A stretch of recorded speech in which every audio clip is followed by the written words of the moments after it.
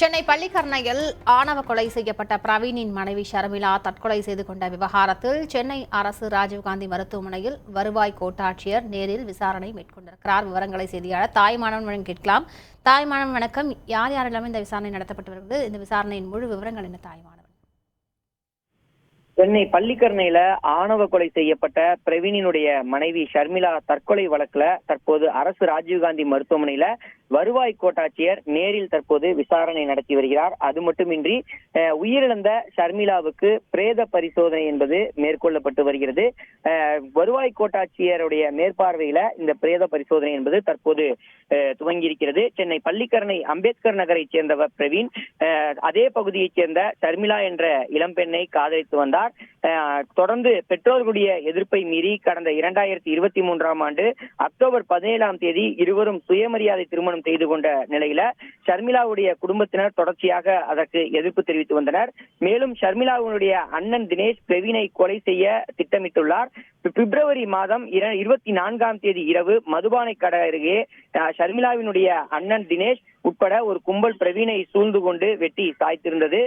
மருத்துவமனைக்கு கொண்டு செல்லக்கூடிய வழியில் பிரவீன் பரிதாபகரமாக உயிரிழந்தார்.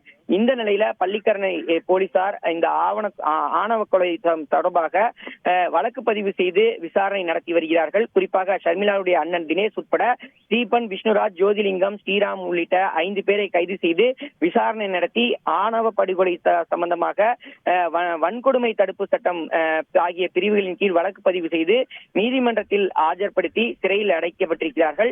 இந்த நிலையில்தான் பிரவீன் இழந்து தனிமையில் வாழ்ந்து வந்த ஷர்மிளா கணவன் இறந்த 2 மாதங்கள்ல தூக்கிட்டு தற்கொலைக்கு முயன்றிருந்தார். குறிப்பாக கடந்த 14ஆம் தேதி வீட்டில் தனியாக இருந்த ஷர்மிளா தற்கொலை செய்து கொள்ள முடிவு செய்து அதன்படி தூக்கிட்டு கொண்ட ஒரு சூழல்ல அவரை உடனடியாக காப்பாற்றி குரோம்பேட்டை அரசு மருத்துவமனைக்கு பத்திரமாக உறவினர்கள் கொண்டு சேர்த்திருந்தார்கள். ஆனால் ஷர்மிளாவை மேல் சிகிச்சைக்காக சென்னை அரசு ராஜீவ்காந்தி மருத்துவமனைக்கு கொண்டு போய் சேர்க்க வேண்டிய சூழல் ஏற்பட இங்கு ராஜீவ்காந்தி மருத்துவமனைக்கு ஷர்மிளா சிகிச்சைக்காக சேர்க்கப்பட்டிருந்தார். இந்த நிலையில் நேற்று முன்தினம் சிகிச்சை பலனின்றி அவர் உயிரிழந்த ஒரு சூழல்ல ஷர்மிளாவுடைய உயிரிழப்பு தொடர்பாக பள்ளிக்கரணை போலீசார் தொடர்ச்சியாக விசாரணை நடத்தி வருகிறார்கள். அரசு ராஜீவ்காந்தி மருத்துவமனைக்கு நேரில் வந்து உடலை கைப்பற்றி விசாரணை மேற்கொண்டு வரக்கூடிய நிலையில் ஆணவ கொலை செய்யப்பட்ட பிரவீனின் மனைவி ஷர்மிளா தற்கொலை வழக்குல வருவாய் கோட்டாட்சியர் விசாரணை என்பது மேற்கொள்ள வேண்டும் என வலியுறுத்தல் செய்யப்பட்ட நிலையில் தற்போது அந்த விசாரணை என்பது துவங்கியிருக்கிறது. வருவாய் கோட்டாட்சியர் இப்ராஹிம் முன்னிலையில தற்போது விசாரணை என்பது துவங்கியிருக்கிறது.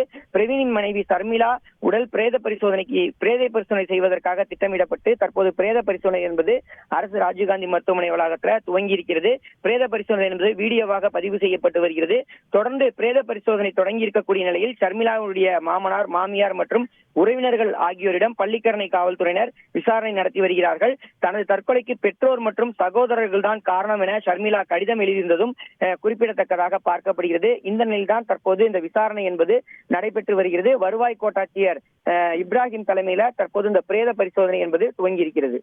முழு விவரங்களுக்கு நன்றி தாயமானவன். சென்னை பள்ளிக்கரணையில் ஆணவ கொலை செய்யப்பட்ட பிரவீனின் மனைவி ஷர்மிளா தற்கொலை செய்து கொண்ட விவகாரத்தில் சென்னை அரசு ராஜீவ்காந்தி மருத்துவமனையில் வருவாய் கோட்டாட்சியர் நேரில் விசாரணை மேற்கொண்டு வருகிறார். இது தொடர்பான முழு விவரங்களை செய்தியாளர் தாய்மானவன் வழங்க கேட்டோம். செய்திகளை உடனுக்குடன் தெரிந்து கொள்ள உடனே சப்ஸ்கிரைப் பண்ணுங்க.